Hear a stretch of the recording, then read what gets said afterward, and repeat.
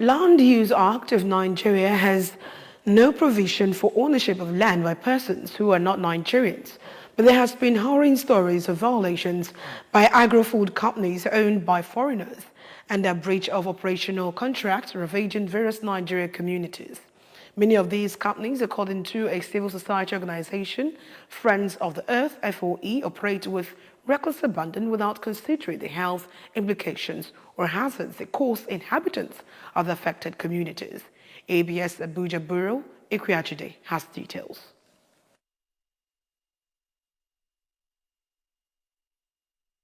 And government at all levels to hold multinational companies, national and international financiers accountable for the impact of their plantations on communities.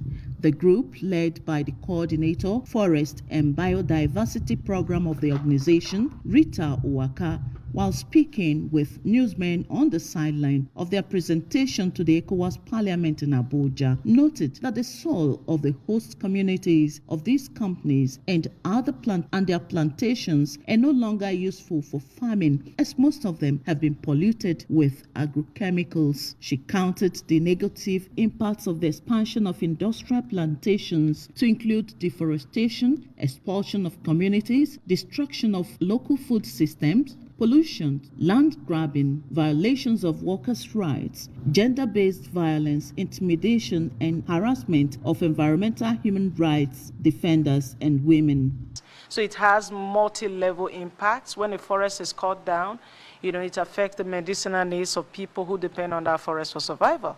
It affects our water bodies because a lot of places where there is forest or there are forests, there are water bodies, and that supports the ecosystem.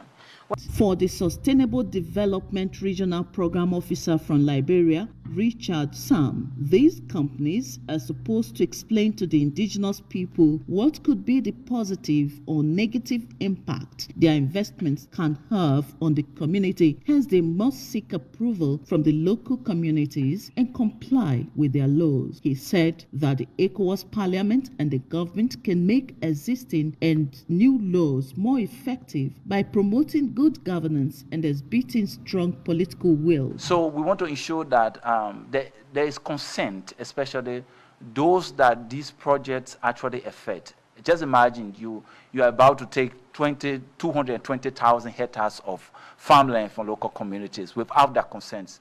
Others who spoke at the briefing include Gladys Uzoigwe from Iwa community in Rivers State, who had personal encounter with the companies, the Deputy Food Sovereignty Program of the Earth Africa, Mariam Orowuje, among others, recounted horrible experiences communities encounter once a multinational company commences production there, and called on the ECOWAS Parliament to enact actionable laws that will mitigate these challenges. The vision of the organization is a peaceful and sustainable world based on societies living in harmony with nature. In Abuja, Princess Equiachide reporting.